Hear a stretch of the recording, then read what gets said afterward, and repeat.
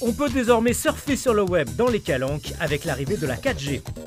Attentat à Istres, les sapeurs-pompiers des Bouches-du-Rhône s'y sont préparés dans un exercice grandeur nature. Christian Lacroix met en scène les musées avignonnais au Palais des Papes.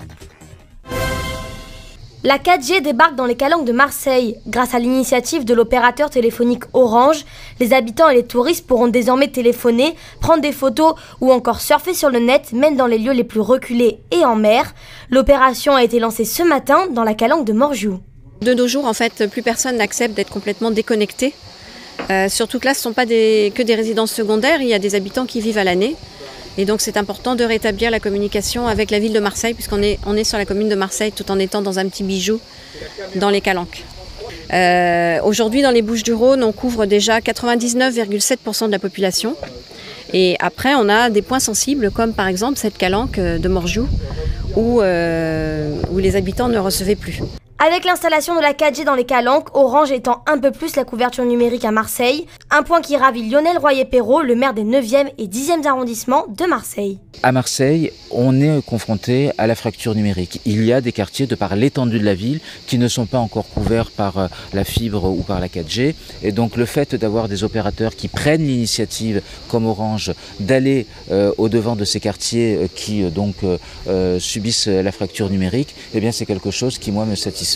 Et puis bon, c'est vrai qu'aussi c'est une calanque où il y a beaucoup de passages, il y a des touristes qui y passent, donc il y a aussi un enjeu de sécurité. Quand il vous arrive par exemple en fond de calanque un problème de santé, vous foulez la cheville, vous avez un problème cardiaque, et bien le fait de pouvoir appeler facilement les services de secours, c'est aussi une plus-value incontestable.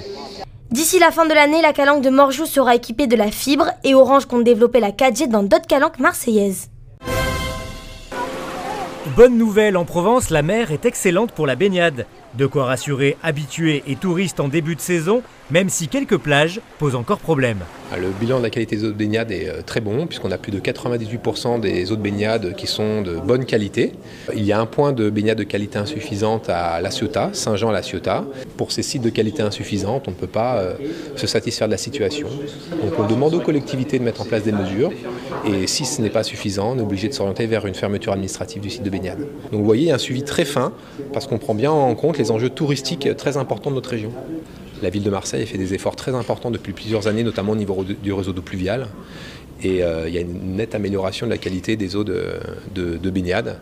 Et la commune aussi s'inscrit dans une démarche aussi très préventive, parce qu'il faut savoir quand il y a des épisodes pluvieux orageux très forts, il n'est pas rare que la commune ferme les plages avant qu'il y ait ces épisodes pluvieux orageux.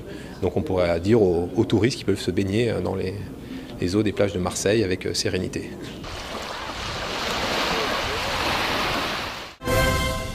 Attaque terroriste sur la plage de la Romaniquette à Istres. Un scénario funeste pour un exercice grandeur nature qui a mobilisé hier près de 150 sapeurs-pompiers. Un exercice mobilisant environ 50 engins du SDIS des Bouches-du-Rhône avec 150 sapeurs-pompiers et une cinquantaine de victimes.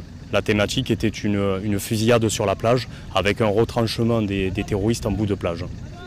Je vous dirais que ce genre d'exercice, face à l'émergence de ce nouveau risque et cette menace permanente sur le territoire national, fait partie, comme toutes les autres missions, des scénarios sur lesquels nous devons nous entraîner, effectivement.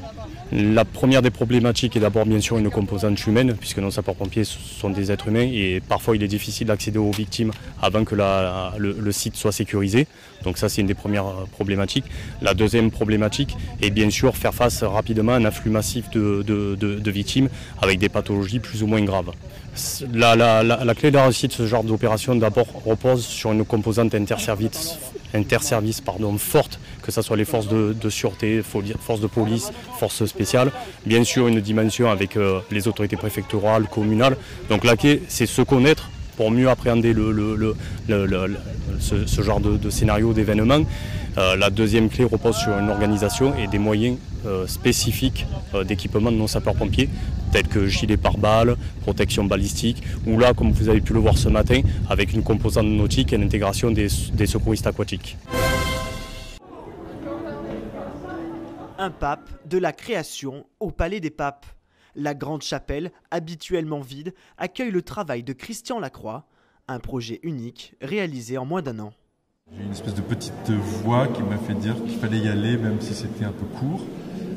Et ça a été court, et ça a été un peu trop court. Là, je me suis dit qu'il fallait que je me laisse aller au coup de cœur. Bien sûr, les conservateurs de chaque musée ont préparé des choses pour moi. Et il ne s'agissait pas non plus de dépecer le musée, puisque l'idée, c'est que les gens en sortant d'ici aillent le voir, ce musée. C'est un endroit qui m'est assez familier. Mais en même temps, c'est impressionnant. Mais ce qui est bien, c'est que ce soit un lieu très populaire. C'est un des endroits les plus visités. Une exposition dans un lieu incontournable, avec des œuvres emblématiques et insolites. Il n'en fallait pas plus pour attirer le couturier. C'est toute cette alchimie-là qui a convaincu Christian Lacroix de venir collaborer à nouveau avec la ville d'Avignon, parce que je rappelle qu'il avait été présent en 2000 à l'occasion de l'expo La Beauté dans le cadre de Avignon Capitale Culturelle de l'an 2000. L'exposition débute ce week-end dans le monument le plus visité d'Avignon.